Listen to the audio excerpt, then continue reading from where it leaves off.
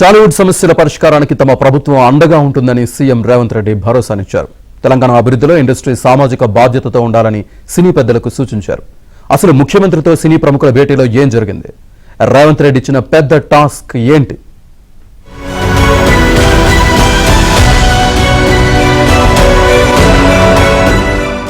Pushpa 2 premier సమయంలో తొక్కిసలాట, అదే రోజు మహిళ మృతి చెందటం, ఆమె కుమారుడు కోమాలోకి వెళ్లటం, ఆ ఇష్యూని సర్కార్ సీరియస్ గా తీసుకోవటం, అల్లు అర్జున్ జైల్లో గడపాల్సి రావటం, ఇలా చకచకా సాగిన పరిణామాలతో తెలంగాణ ప్రభుత్వం టాలీవుడ్ మధ్య అగాధం ఏర్పడిందన్న ప్రచారం సాగింది. ఆ వివాదాలకు ఫుల్ స్టాప్ పెట్టి ఇండస్ట్రీ సమస్యల్ని తెలిపేందుకు సినీ పెద్దలు సీఎం రేవంత్ రెడ్డిని కలిశారు.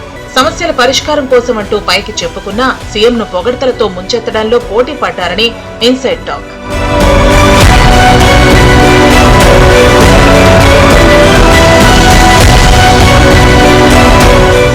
మరోవైపు సీఎం రేవంత్ ఏమాత్రం డైవర్ట్ కాకుండా పక్కాగా సబ్జెక్ట్ మీదే మాట్లాడినట్టు తెలుస్తోంది. ఓట్లేసి గెలిపించిన ప్రజల ప్రాణాల్ని కాపాడటం తన బాధ్యతని, లా అండ్ ఆర్డర్ విషయంలో తగ్గేదే లేదని తేల్చి చెప్పారు.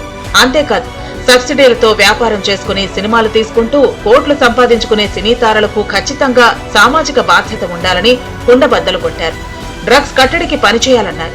ఇకపై బెనిఫిట్ షోలు, టికెట్ రేట్ల పెంపు ఉండబోదని, వాటి గురించి మాట్లాడొద్దని తేల్చేశారు. సినీ ఇండస్ట్రీకి ఎదగటానికి ఎంతైనా సాయం చేస్తాం, అలాగని మీరేం చేసినా చూస్తూ ఊరుకునేది లేదని రేవంత్ రెడ్డి స్పష్టం చేశారు. ఈ లెక్కన సీఎంతో మీటింగ్ అంతా వార్ వన్ సైడ్ లా సాగినట్లే. అంతేకాదు, అల్లు అర్జున్ మీద తనకెందుకు కోపం ఉంటుందని ముఖ్యమంత్రి ప్రశ్నించారు. వ్యక్తిగత అభిప్రాయాలు ఎలా ఉన్నా చట్ట ప్రకారం వ్యవహరించాలన్నదే తన విధానమని రేవంత్ స్పష్టం చేశారు.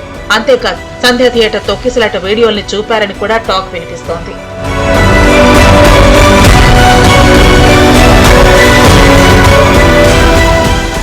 సీఎంతో సమావేశం తర్వాత దిల్ రాజు చేసిన వ్యాఖ్యలు లోపల ఏం జరిగిందో చెప్పకనే చెప్తున్నాయి. ముఖ్యమంత్రి పెద్ద టాస్క్ ఇచ్చారని, దాన్ని తాము రీచ్ కావాలని చెప్పుకొచ్చారు.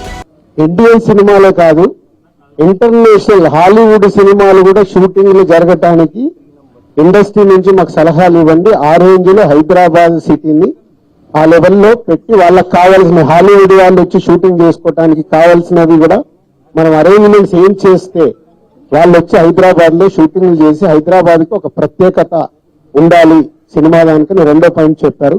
దాని మీద మళ్ళీ మేము ఇండస్ట్రీలో కూర్చొని గవర్నమెంట్ కి ఎఫ్టీసీ ద్వారా ఏమేం చేస్తే బాగుంటుంది అనేది చెప్పబోతున్నాం. తెలుగు సినిమాని ప్రపంచవ్యాప్తంగా హై లెవెల్లో పెట్టడానికి ఏం చేయాలి, హైదరాబాద్ ని ఇంటర్నేషనల్ హబ్ గా ఎలా చేయాలి, ఇవి చాలా పెద్దవి. చిన్న చిన్న విషయాలు మనం మాట్లాడుకోవాల్సిన అవసరం లేదు, అవన్నీ టైం చెప్తాయి. మరోవైపు ముఖ్యమంత్రితో కీలక సమావేశానికి మెగాస్టార్ రాకపోవడం సంచలనంగా మారింది. దాసరి తర్వాత టాలీవుడ్ కు పెద్దగా చిరంజీవే వ్యవహరిస్తున్నారు. ప్రభుత్వంలో ఎవరున్నా ఇండస్ట్రీ సమస్యల పరిష్కారం కోసం ప్రయత్నిస్తున్నారు. గతంలో వైఎస్ జగన్ ఏపీకి పిలిపించి ఇబ్బంది పెట్టినప్పటికీ చిరు సహనంగానే ఉన్నారు. తమ ఇబ్బందులు పరిష్కరించాలంటూ దండం పెట్టి మరీ వేడుకున్నారు తప్ప ఎలాంటి ఈగోలకు పోలేదు. ఇప్పుడు అల్లు అర్జున్ అరెస్టుతో మెగాస్టార్ ఇంట్లోనే పెద్ద సమస్య వచ్చి పడింది.